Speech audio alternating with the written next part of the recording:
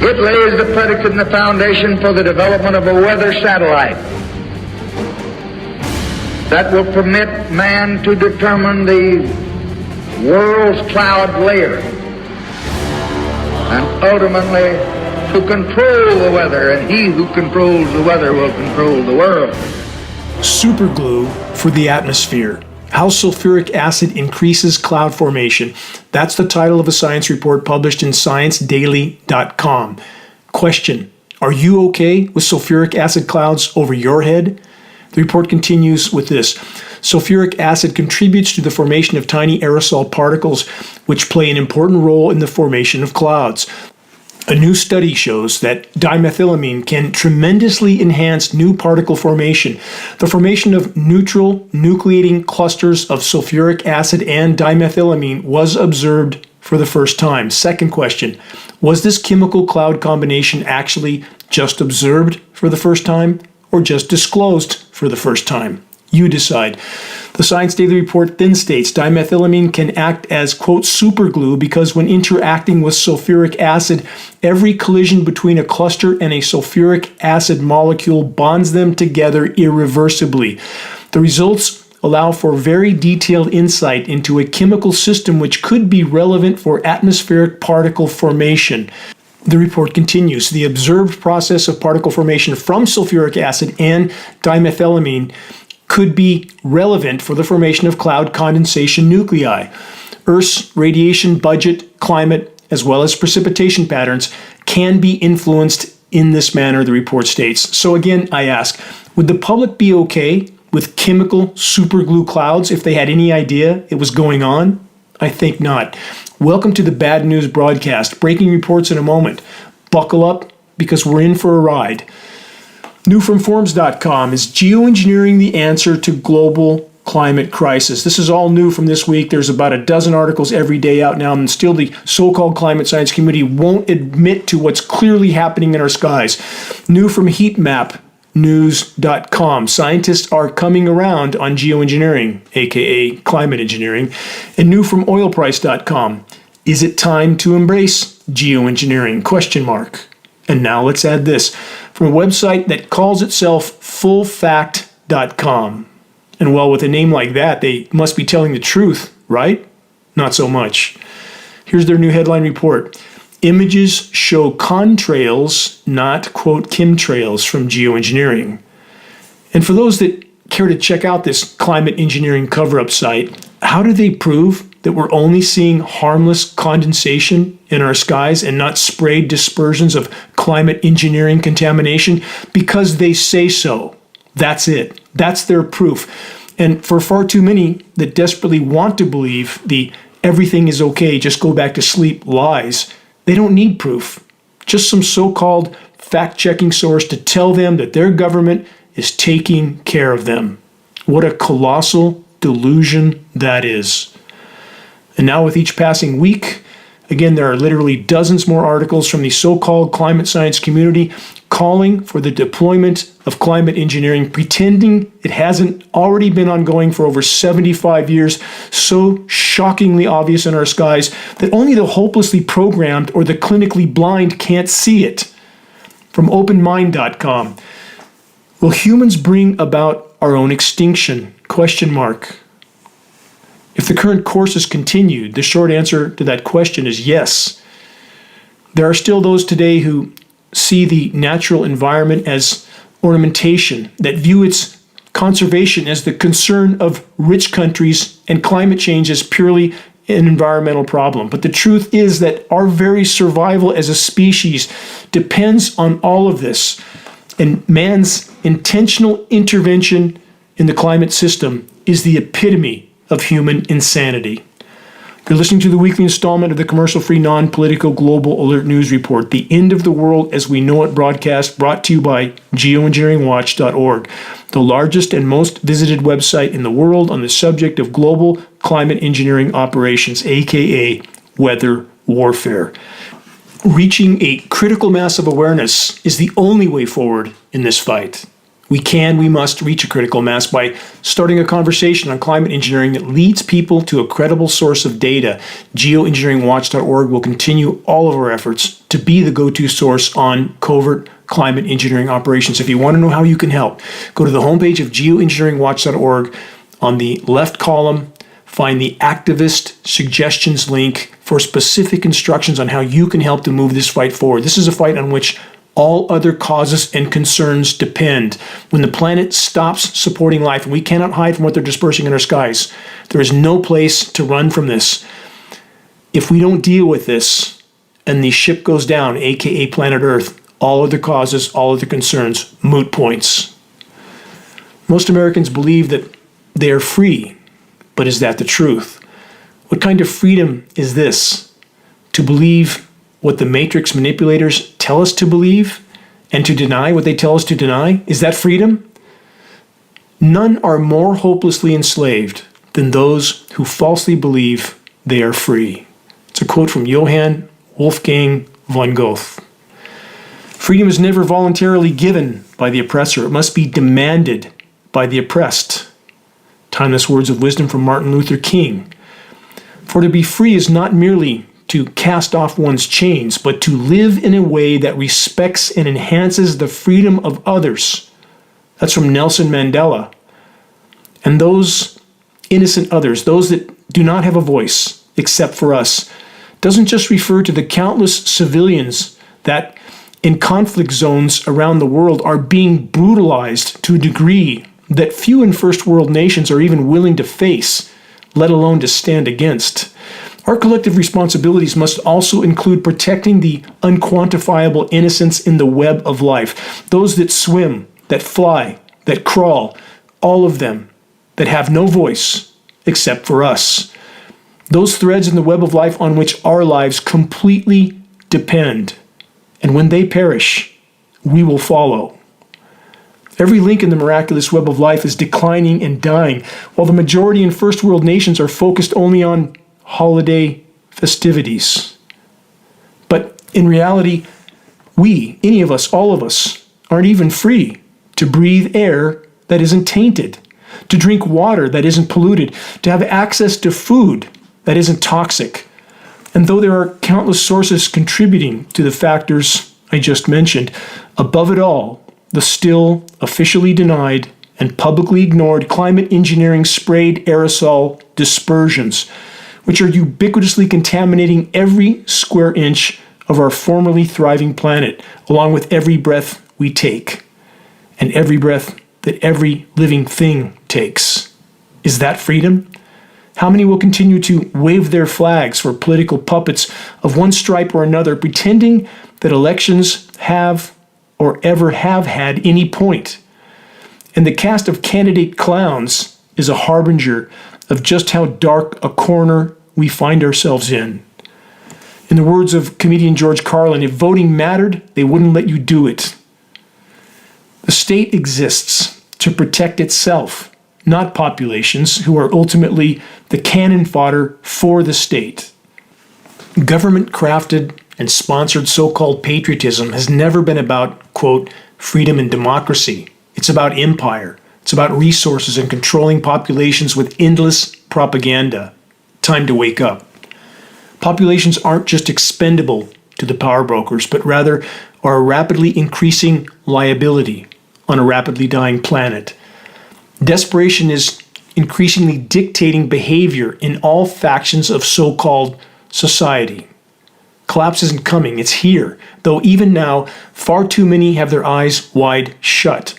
The manipulators of the matrix are playing their hand while thinning the herd. Based on all the factors that are already far past the breaking point, it would seem highly unlikely that the current paradigm will hold together until the mass distraction U.S. elections next year. From the New York Times, Houthi attacks on commercial ships in Red Sea threaten global economy. And let's add this from my dear friend Robin Westerna, a journalist from New Zealand. The Western alliance against the Houthis appears not to be getting off the ground. And for the record, before I press on, the collapse of the natural world dictates the collapse of the loot, plunder, pillage, and pollute economy on which modern society has been based. It cannot be otherwise. Nature has historically provided 75% of all global GDP for free. No more. The party's over. And from First Post TV in India about the shipping in the Red Sea, the Suez Canal, why Saudi Arabia ditched the Red Sea coalition. Yes, so many around the world have had enough of the U.S. hegemony, the looting, plundering, pillaging, and polluting of their nations in order to maintain the so-called American dream of mass consumption. The equation that consists of the U.S. being 5% of the global population, but consuming 25% of the remaining global resources. So, am I somehow insinuating that nations like Saudi Arabia are on higher moral ground in some way? Absolutely not. What I'm saying is that some of the cast of criminals have had enough of the biggest bully on the playground, the U.S. and the U.S. military, which is bigger than the next 10 biggest militaries combined. Clearly, there is a reason that so many populations in so many countries around the world are now allying against the U.S. empire and its primary ally in the region, aka the Middle East, that clearly is actually the controlling entity of this destructive duo. Again, for the record, the U.S. military has almost 800 bases around the world in everyone else's backyard and or on their border. This is called empire. It is the pursuit of resources to sustain the empire at gunpoint. It has nothing whatsoever to do with preserving the proverbial, quote, freedom and democracy. What a ferocious farce that narrative is and always has been. In fact, here's a glaring example of U.S. arrogance and hubris. The following is a word-for-word announcement I recorded, aired this week on Fox News. You can call it that. It's an ad for its new Newsmax affiliate. Quote, "It's our America. We conquered it. We built it with great values like honesty, great courage, and fairness." Stop there with this question. Is not that statement a contradiction in and of itself? Yes, the Europeans conquered America, genociding the U.S. indigenous population in the process, including my ancestors, the Choctaw. The invaders wiped out the buffalo with a core objective of eliminating the food supply of the Native Americans. The game is played the same today, but with much more covert operations that are occurring in our skies. Control the food supply, thus control the populations. Nothing has changed. And let's put some numbers on the equation of the buffalo, for example. When the so-called colonists arrived in the U.S., there were over 60 million buffalo. By the time the killing off of these magnificent beasts was halted, there were only some 500 left. Stop and think about that. Question: can all of what I just covered be honestly described as falling under the category of, quote, great courage and fairness? I think not. And again, the same policies are being covertly continued to this day. The U.S. and its controlling ally nation in the Middle East have very successfully manipulated the majority of their populations. It simply requires the orchestration of events that blindly galvanize already programmed populations into blind and unquestioning support of the controllers. It has always been so, but it won't always be so, as if we remain on the current course, we won't be here for much longer, nor will they. AKA, dead planet, no people, no nature, no life. Speaking of nature, here's the title of a new science study published this week in Nature.com. Weather whiplash events in Europe and North Atlantic assessed as continental scale atmospheric regime shifts. The report states the term weather whiplash describes abrupt transitions from one persistent weather regime to another substantially different one, such as from a frigid cold spell to anomalous warmth. Weather whiplash events, WWEs, are often highly disruptive to agriculture, ecosystems, infrastructure, and human activities. So there you have it. The term I have constantly utilized over the last decade and a half to refer to the extreme weather and temperature fluctuations that are a direct result of completely out of control climate intervention operations is now consistently being used by the so-called climate science community, so much so that they have assigned it its own acronym, WWE, Weather Whiplash Event. Imagine that. Next, from Climate Action Australia, COP out, apocalypse next, exclamation point. I'll clarify that headline. The COP28 climate conference was a farce, a facade that behind the scenes was nothing more than pressuring nations around the world to actively or passively participate in the ongoing and expanding climate engineering onslaught while keeping business as usual until the moment of impact, which grows closer by the day. An overinflated record high stock market means exactly zero, except that it pacifies populations, miring them in normalcy bias and their daily pursuits of pleasure, and blinding them to the oncoming train. Which brings us to the second half of this Climate Action Australia headline, the quote, apocalypse next part. And that part of the headline needs no explanation, does it? Everything is dead. How record drought is wreaking havoc on the Amazon. That headline is from AlJazeera.com. The report continues, communities in the Amazon that rely on the rainforest's waterways now find themselves struggling with fire and plunging water levels. 9 heat waves have hit Brazil since the beginning of the year, with the heat index in Rio de Janeiro soaring to almost 60 degrees Celsius. That's 140 degrees Fahrenheit in November. Imagine that. The Amazon dying by the day. When considering the climate engineering issue, 2 statements apply. First, climate intervention operations are the crown jewel covert weapon of the controllers, the weapon with which the power structure can bring populations to their knees without those populations ever even knowing they were under assault. Second, there can be no legitimate discussion of climate anything from any perspective without first and foremost addressing the core issue of climate engineering operations.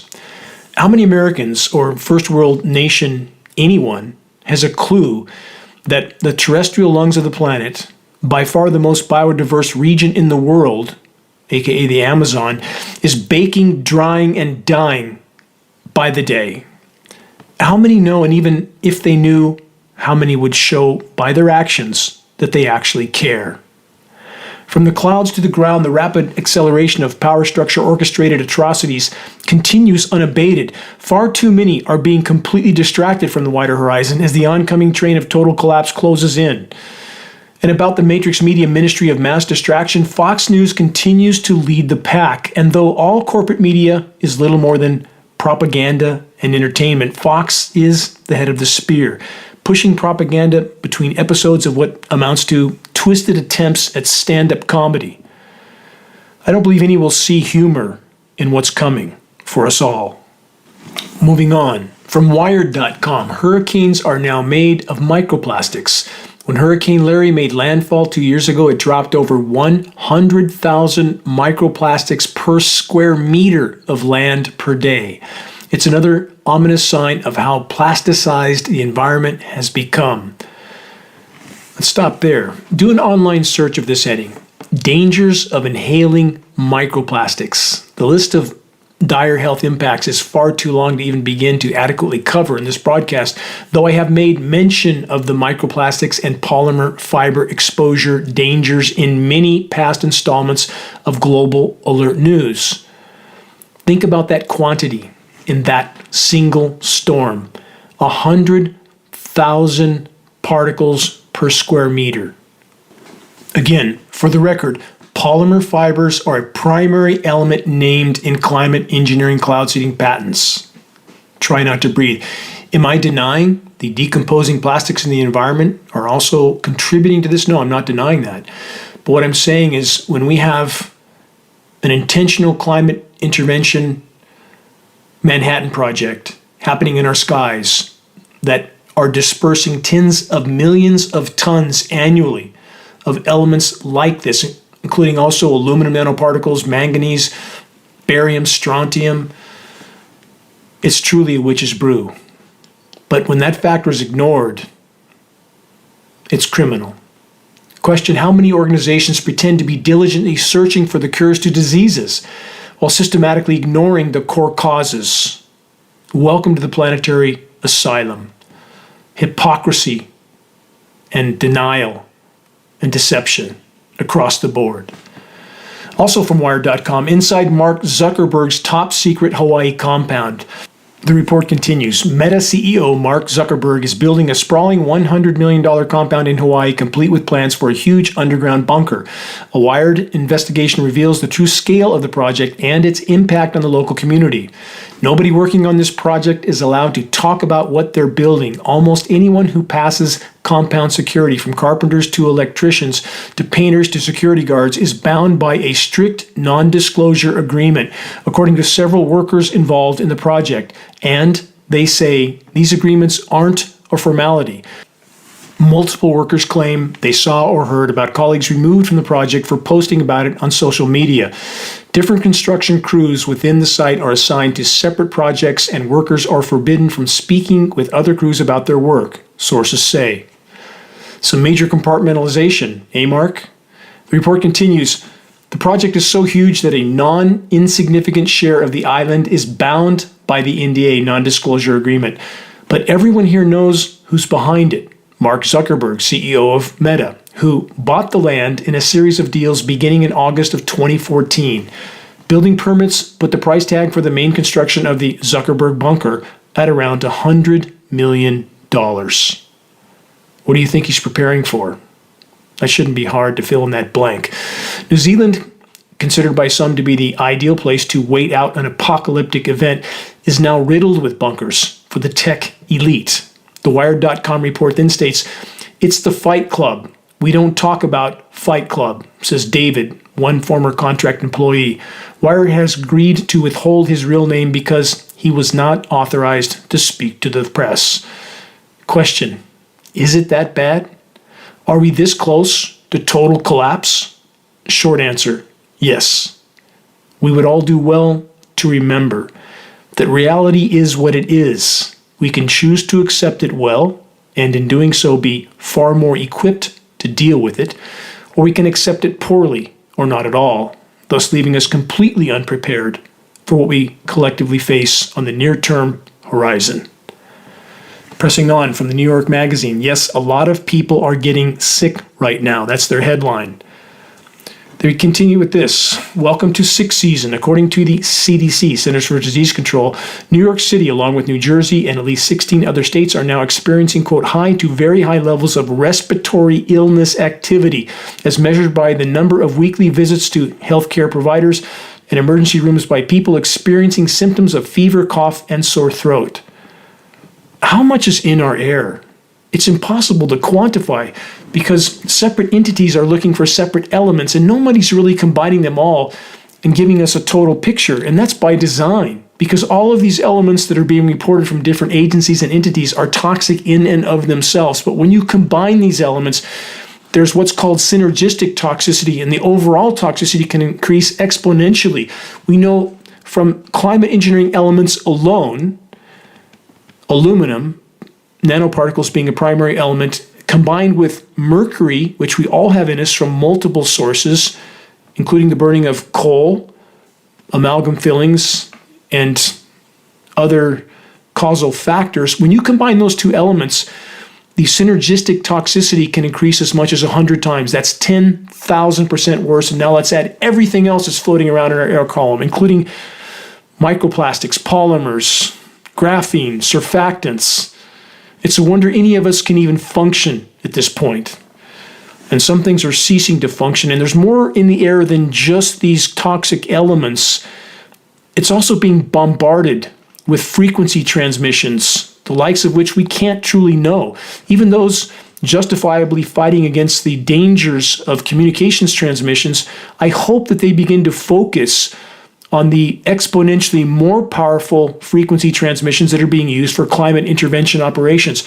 With that in mind, let's cover this next headline from CBS News. More than 100 dead geese found in Sacramento County after storm. That report states residents woke up during the night not only to the sound of thunder, but also to thumping on their rooftops.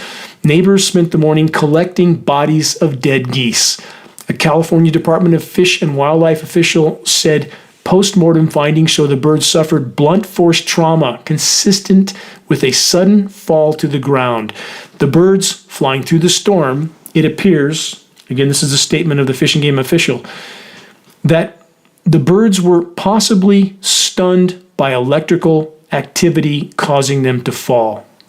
Let's reconsider that last statement again. Stunned by electrical activity. When we observe and monitor water vapor loops as migrating moisture proceeds inland from the eastern Pacific off the U.S. west coast, heavily aerosolized moisture, that moisture is manipulated with extremely powerful frequency transmission, so we can see this interaction on the water vapor loops. It is painfully obvious, yet meteorologists pretend it isn't happening. And what's it doing to the birds? Is this a part of it? If there's perhaps too powerful a frequency released, is this the kind of catastrophe we can expect to see much more of? And what's it doing to us? Moving on, more on the dying birds. From sciencetech.com, humans have driven more than 1,400 bird species to extinction, double what was previously thought. So there it is again. Another, it's way worse than we thought, report from the so-called scientists. In so many factors on which our collective futures completely depend, Geoengineeringwatch.org has desperately tried to sound the alarm for a decade and a half that what was and what is unfolding is far worse and far more immediate than anything we're being told from official sources or the so-called science community. And the only reason they're beginning to admit to the truth now is because it can no longer be hidden. From DCIST.com, forests are failing to produce the next generation of trees. The report says in forests in the eastern U.S., it can be easy to miss the fact that things are going awry. Elsewhere, in places like the Rocky Mountains or the Sierra Nevada, the signs may be far more obvious, whole hillsides dotted with dead pines, firs, or oaks. But, the report states, the biggest problem is that forests are failing to regenerate. Again, for a decade and a half, I've tried to sound the alarm on the dying of the trees, on the failure of forest regeneration. And finally, the so-called science community is alluding to the truth, only because it can no longer be denied. About our toxic planet from calmatters.com, why California sends toxic waste south of the border. Let's stop there. That's not a hard blank to fill in, the why part, to keep it out of sight and out of mind, just like the 500,000 barrels of DDT that was dumped off the coast of LA and Long Beach harbors, just like countless other toxic dumps all over the world for decades, business as usual, especially by the U.S. military, other militaries as well, not downplaying their part in this. Russian military, horrible with contamination, but the U.S. military, being the biggest of all, is the biggest contributor to this dilemma. And this is the calling card of far too many in the ranks of the human race. Loot, plunder, pillage, and pollute until nothing is left alive. On that note, from Earth.com, Global Tipping Points report shows humanity on a disastrous trajectory. That's a gross understatement. They continue, the Earth is currently undergoing a significant transformation due to global warming. Climate engineering, again, core part of that equation, which must be included if there's to be any legitimate discussion on the issue. The report then states the cumulative impact of these changes is leading us to what are known as tipping points in the climate system. How long has Geoengineeringwatch.org tried to point that out? The report then states key indicators of these changes include the shrinking of ice sheets, rising sea levels, and the widespread die-off of coral reefs. These events are not just isolated occurrences. They represent a continuous breaking of climate records and signal a shift in the fundamental workings of Earth systems. The crossing of one tipping point can trigger additional tipping elements. Consequently, this creates a domino effect that may render some areas less suitable for human and natural systems. Now, that is a gross understatement. The current cascading consequences of ecological collapse, if we continue on this trajectory, will soon render this planet uninhabitable to life, period. Here's a glaring red flag of unfolding climate collapse being further fueled by the ever-expanding climate intervention insanity. Earlier this week, there was frozen material falling from the skies as far south as the southern U.S. And I don't want to dignify this material by calling it snow, as it is the result of chemical ice nucleation, cloud seeding of moisture that is often originating from the record-warm Gulf of Mexico. So while this chemical nucleated concoction was helping the climate engineers and matrix media to create sensationalized headlines of winter weather, even in the southern U.S., a pipeline-like manipulated flow of Gulf of Mexico moisture was flowing in a straight line all the way up the coast of the U.S., through Canada, and to the southern end of Greenland, where it was falling as rain. Yes, rain in Greenland in late December, while parts of New Mexico and Arizona were getting flurries of chemical snow. Question, what will it take? How many barriers have to be broken before a significant percent of the population summons their courage, stands up, and faces the wider horizon? One way or another, we'll soon know the answer to that question. In fact, far sooner than almost any yet dare to imagine. You're listening to the weekly installment of Global Alert News, the Bad News Broadcast, installment number 437, December 23rd, 2023. This is Dane Wigington, your host. Global Alert News is brought to you by Geoengineeringwatch.org, the largest and most visited website in the world on the subject of climate intervention operations known as geoengineering. The commercial-free, non-political Global Alert News Hour is broadcast on numerous AM and FM stations throughout the country. Recordings of this broadcast can be found on the homepage of Geoengineeringwatch.org under the recent column.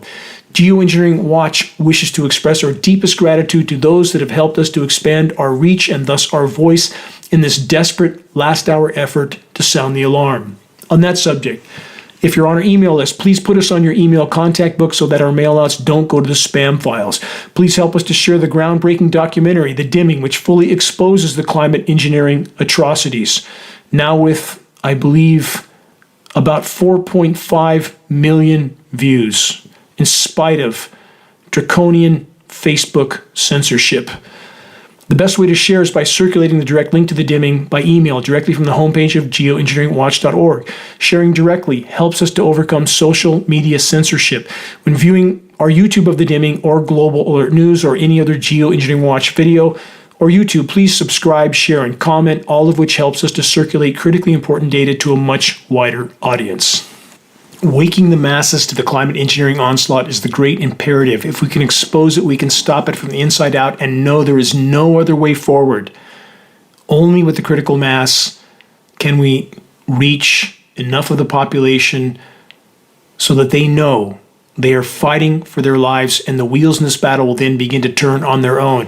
When I started this journey some 20 years ago, I could only hear my own voice coming back at me and crickets and frogs. No one listened. But along the way, as others were awakened, and there are many that helped in this effort, and I'm grateful to all of them, and people in arenas like military and government realized that they're going down in the same ship with the rest of us, they joined this battle, and they're in it now. The undercurrent of awareness is far greater than we can imagine, and it will surface as more and more realize you can't escape this issue. We must deal with it, or all other causes and concerns will soon be moot. To all those that are steadfastly committed to this must-win fight for all that matters, I want to express my deepest and most profound gratitude. It is our collective efforts that can still make a difference. Whatever your situation, whatever your circumstances, all of us matter. All of us are needed in this epic struggle for all that we hold dear. Let's press on. More bad news from theconversation.com. Climate change is further reducing fish stocks with worrisome implications for global food supplies. Here's 2 points to ponder while I continue with this report. Fish catches peaked in 1996, and there's the factor of seafood nutrient losses. The report then states, Threats to seafood access aren't just due to overharvesting. There's a growing body of research showing that higher water temperatures due to climate change can impact the presence and abundance of the catch through shifts in species distribution and changes in the species caught. This impacts the amount that can be harvested as well as the nutritional value of that harvest. Nutrient availability in seafood has been declining since 1990. And none of that bodes well for the fate of the human race, does it? What factor is missing from this equation? Climate engineering and the fact that it is changing upper level wind currents, that changes ocean currents. It's also destroying the ozone layer. That's bombarding the surface of the ocean with incredibly intense UV radiation, which is slaughtering plankton, the basis of the entire oceanic food chain and indeed life on Earth.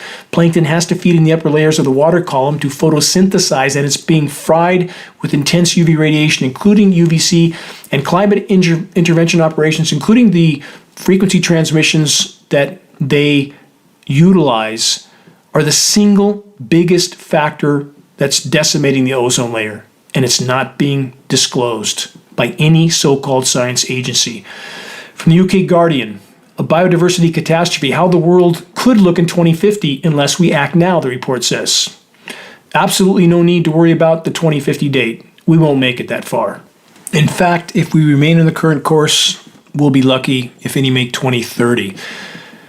Also from the UK Guardian, quarter of the world's freshwater fish at risk of extinction according to assessment. Global heating, pollution, overfishing, and falling water levels among factors hitting population, finds Red List study. Question, did they forget the ubiquitous contamination of all water on Earth, fresh and salt waters alike, all of it? There's not a single uncontaminated drop of rain on planet Earth. That's not my opinion. It's peer-reviewed science study. It's undeniable. And the effects are showing up everywhere. Everything is contaminated. Study of fresh caught fish in the U.S. Covered that in this broadcast when that report came out. 500 locations throughout the U.S., fresh caught fish. And the conclusion of that study, they are so contaminated that eating one of them is equal to drinking a month's worth of contaminated water. Think about that. From Yahoo News, scientists sound the alarm after salmon species finds new spawning location. An ominous sign, they say. One concern deals with all of the extra water created by ice melt. The researchers interviewed in this story don't yet know how the salmon's shifting spawning area will impact ecosystems. So how long can this last? If you have salmon that are looking for colder water and they find some streams in the Arctic due to all the extra ice melting and creating runoff, how long can that last? It's a temporary window for one species that's trying to relocate while it can. From MSN.com, 75 Alaskan rivers turn bright orange, tainting water supply, endangering humans and wildlife. Scientists investigate it. Alaska's once pristine Arctic rivers are undergoing a dramatic transformation, turning a rusty bright orange color that scientists call alarming. Yeah, that's a little bit alarming, isn't it? Would you drink that water? I think not. Obviously, it's toxic. When you thaw landscapes that have been frozen, permafrost, for tens of thousands of years, bad things happen. You can't just completely alter the planet's thermal balance and atmospheric chemistry without risking the entire web of life. It's happening on so many fronts you can't begin to cover it. I could have a 10-hour broadcast. I couldn't begin to cover it all. From Reuters.com, bird flu set to spread in Antarctica, causing huge damage, report says. This is a follow-up from previous broadcasts on this subject. Bird flu is likely to spread because it's getting worse further in the Antarctic region, causing immense damage to wildlife, according to experts on the disease that has killed hundreds of millions of birds worldwide in recent years. The spread of highly pathogenic avian influenza, that's HPAI, commonly called bird flu, to the remote southern region has raised concerns for isolated populations of species, including penguins and seals that have never been exposed to the virus. Think of those films of the massive penguin colonies, how incredibly miraculous and beautiful they are. Why do they have to be exposed to this? And for any that think this is just nature behaving badly, spreading these pathogens all over, don't forget the 400 plus level 4 biolabs all over the globe. What do you think they're doing? Let's all just pretend it's something benevolent. when in reality, it's anything but. Next, is there an unexpected magic cure to climate collapse? From CNN, this new report, scientists uncover a surprising phenomenon in the Himalayas that might be slowing the effects of climate change. They say glaciers in the Himalayas are melting rapidly, but a new report showed an astonishing phenomenon in the world's tallest mountain range could be helping to slow the effects of global climate crisis. What are they speaking of? That the melting glaciers and the winds blowing across them are keeping some of the lower areas cooler for the moment. Question, is there even a shred of sanity or honesty left in the so-called science community? How long can that process last for? And we're supposed to think that that's some sort of a good thing?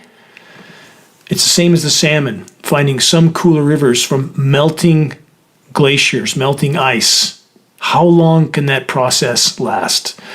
From 360.yale.edu, aka Yale University, after a decade of planning, New York City is raising its shoreline. Inspired by the Dutch model of living with water, New York's coastal defenses are on the rise.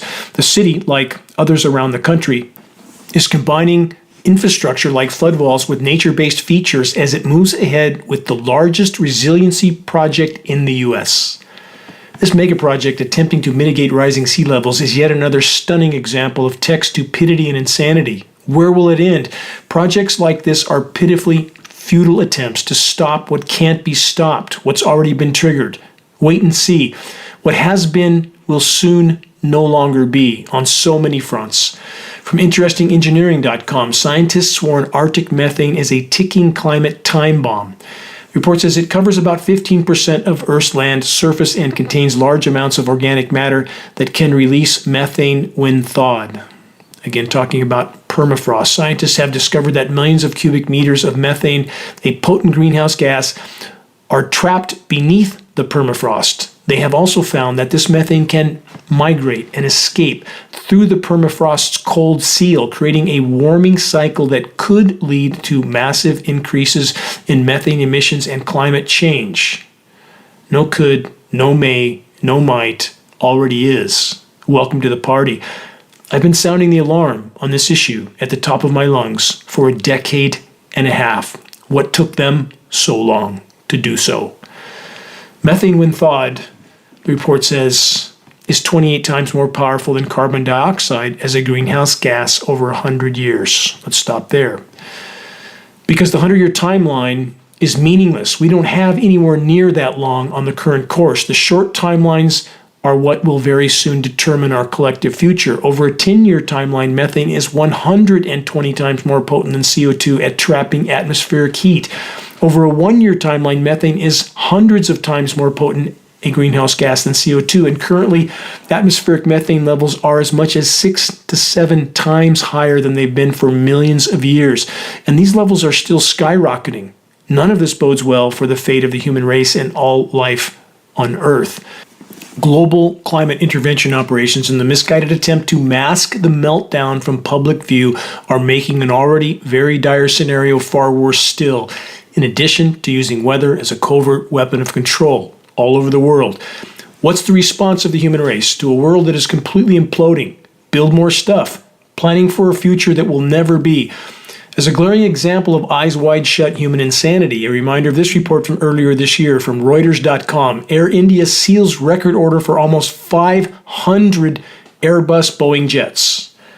What a great idea. Let's add another 500 jumbo jets to our already highly toxic jet-sprayed skies.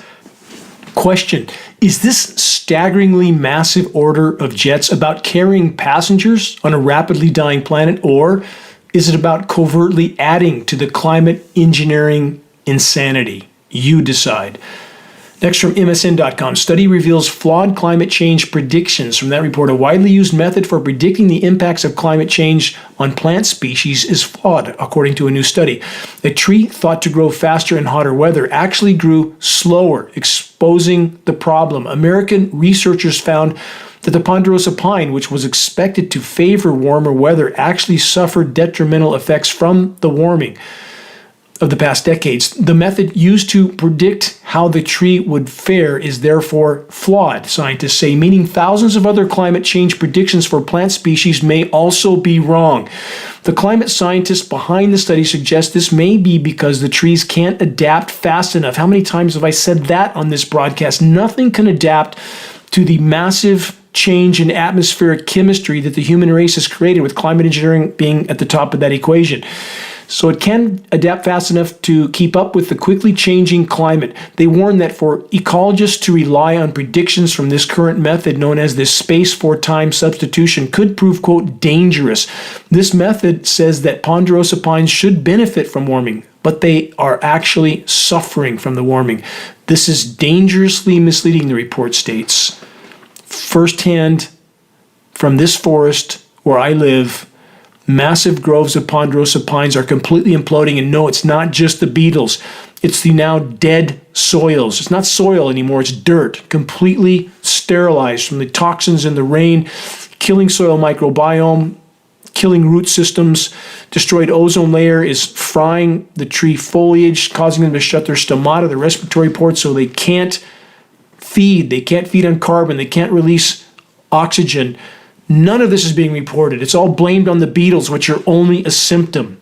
Mass deception. Every arena of the so-called science community. Next, similar theme from grist.org. 8 terrifying, inconvenient truths about the, quote, fight to solve the climate crisis. Comforting lies hide horrifying truths. Here's one example. Wind turbines gently slice through the air, generating the electricity that powers our lives. A majestic sunrise creeps over the horizon. A glistening, vibrant green meadow awaits a flock of grazing sheep. Such bliss, right? A picture of sustainability, a future that's increasingly becoming a reality, we're told. But it isn't. Just like the darkest of comedies, this picture is a facade, an aberration, a myth. COP meetings are a sham. Been over that again and again. COP meetings are a waste of time. They can't question economic growth. It would be a bit like the Council of Cardinals questioning a belief in God. It's not a climate crisis, it's an ecological crisis. That's the next point. Each assumption feeds into a rather palatable conclusion. Current lifestyles can be maintained, they tell us. We just need to make a few tweaks to how we do things, and everything will be okay, except that it won't. Next, high living standards are unsustainable. The inconvenient truth is that high and rising living standards are completely incompatible with any form of sustainability. Can't be done. Current paradigm was never, ever sustainable. I've stated that for a decade and a half. Next bullet point from this grist.org report. This is not a fight to solve anything. Often the narrative revolves around a fight to solve the climate crisis. The assumption is that we are faced with a technical problem that can be overcome through technological innovation. Underlying this assumption is yet another assumption that we still have time to maintain the environmental conditions we depend on. But this is a lie. Whether we like it or not, changes to the climate are locked in. Things are never going to be the same again if they're going to be at all. Changes to the climate again, locked in. Here's the horrifying reality. It can be comforting to bury your head in the sand, and that's what climate myths are designed to do. They inspire positivity, hope, optimism. They also serve a vital purpose for the controllers. Myths are being weaponized into truths to help justify the status quo. They present an illusion of change. They feed into the idea that, sure, we have a problem, but nothing technology can't handle. The inconvenient truths tell a different story. They reveal a bitter, ghastly reality that no one dares to admit. Whether we like it or not, we are facing a crisis where the opportunity to escape has long since passed. That crisis will translate into unparalleled suffering, unrest, and chaos. No amount of backslapping will prevent it at this point. In the epitome of human insanity, climate engineering is further fueling our collective descent to the bottom of the abyss. But if it's so warm, how can we have a headline like this? New from Watchers.org. The biggest blizzard ever recorded along China's coast. From that report, this extreme weather event is part of a broader cold wave sweeping across China, and northern regions are experiencing temperatures near historic lows. Contrary to earlier predictions of a warmer winter due to El Nino, China has seen a week of exceptionally cold weather. Residents observed snow flurries while Beijing temperatures dropped to negative 15 degrees C. Welcome to winter weather warfare that will be followed by a weather whiplash warm-up within the next few days. The same regions of China that just endured the short-term chemical deep freeze are going to be back to above normal temperatures. And within a week, the same regions that just got hit with the winter weather warfare will be at far above normal temperatures. And there's this from MSN.com. U.S. weather, killer storm and polar snow squall to bring winter hell amid major power outage. This is just another sensationalized headline from a Gulf of Mexico-fueled, quote, winter storm. Let's add this new report. From the UK Guardian, rare industrial snowfall thought to be caused by pollution recorded in UK.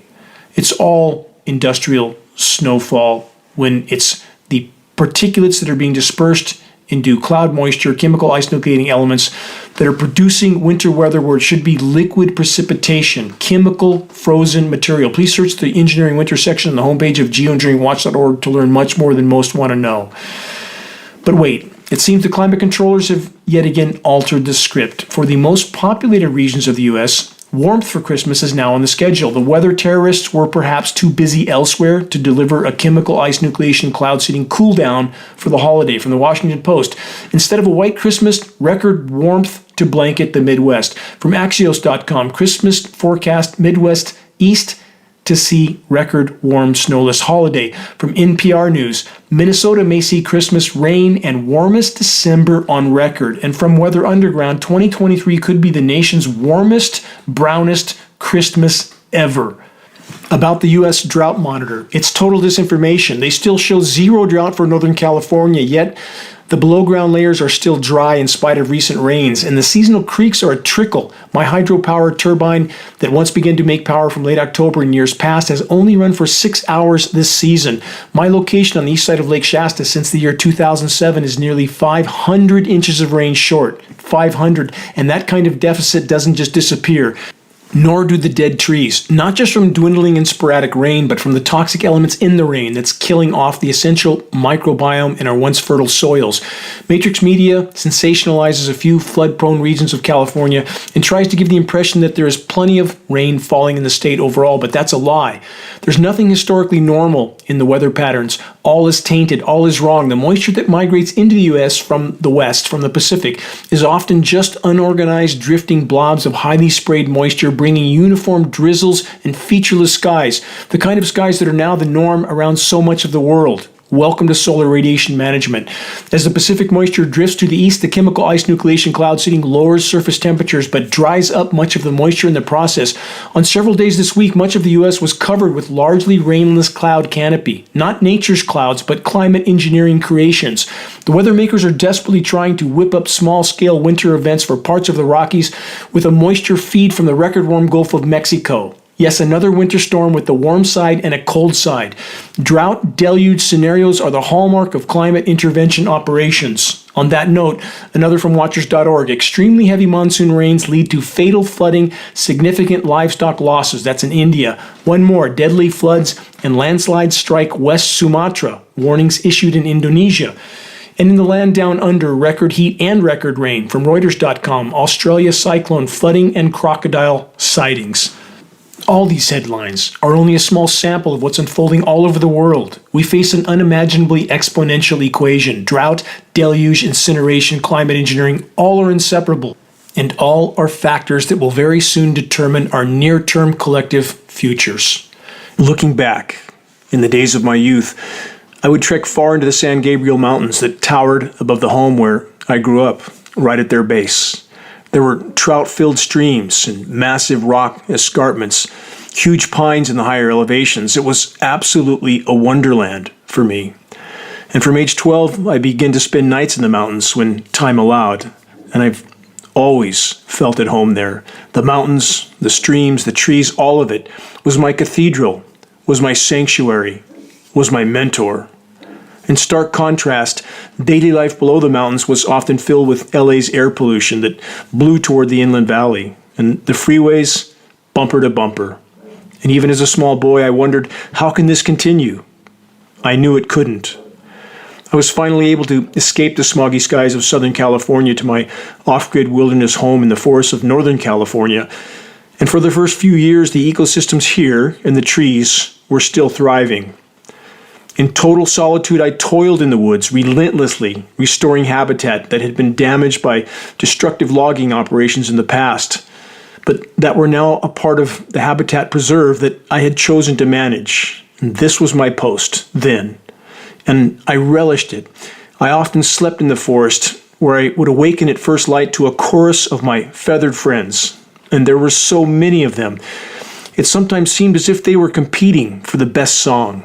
The deer and the bears were all abundant, and even the air smelled of life. But it wasn't to last. The weather was becoming erratic and wrong, and I found myself constantly gazing skyward.